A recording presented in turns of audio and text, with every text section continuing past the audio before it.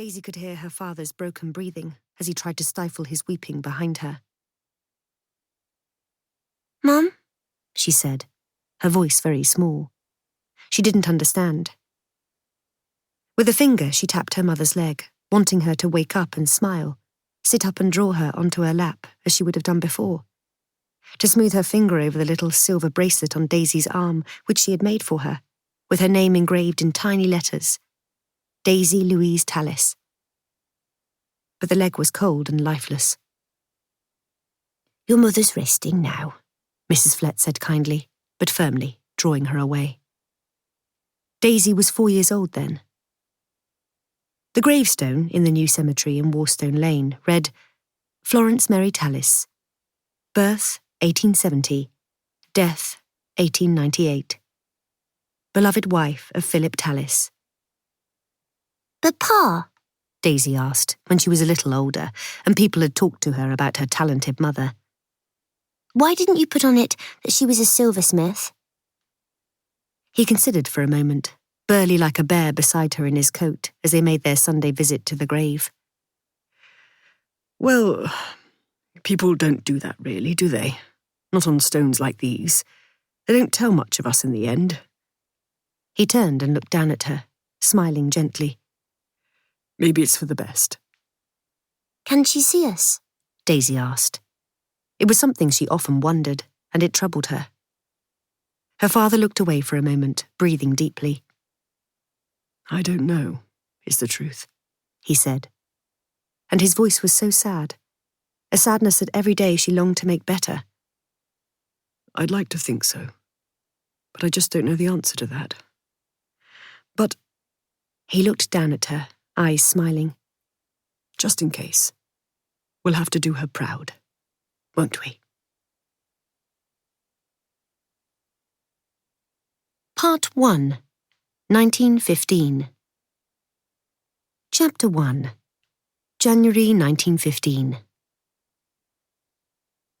The front door of number 24 Chain Street closed with a bang, followed by the sound of feet hurrying past the front office and along the passage. Margaret looked up at Philip across the front office and saw him roll his eyes. "Now, what's the matter?" he said wearily. Margaret got to her feet with a careful smile. Her gentle bearded husband was the most loving man she had ever met, but he was baffled by the moods of his daughter, Daisy. Over their 10 years together, Margaret had become used to the girl's mercurial temperament. Now aged 20, Daisy had grown into a beauty. She stood 5.5 feet tall, thick hair of a soft gold swept stylishly back from a strong, lovely face, the blue-grey eyes looking out at the world with passionate solemnity, or at times with challenging amusement. She was also a talented artist and silversmith, having grown up in the trade. In addition, her father had sent her, at 14, to train at the School of Jewellery and Silversmithing in Victoria Street, where she was now skilled enough to be a teacher. The classes of Victoria Street were done on a part-time basis for young people already employed in the trades. It was what Daisy was born to, they all knew that, and she had loved her years at the school. Even so, when she came charging into the house, they were never sure whether it was going to be a furious crashing in through the front door or an ecstatic deliverance of good news. "It's all right." Philip smiled at his wife. "You're going out, and it didn't sound too much like trouble. I'll pop in and see you in a few minutes. Give her time to calm down, whatever it is." Daisy sat waiting excitedly for her father in the back room, with a cup of tea all ready for him.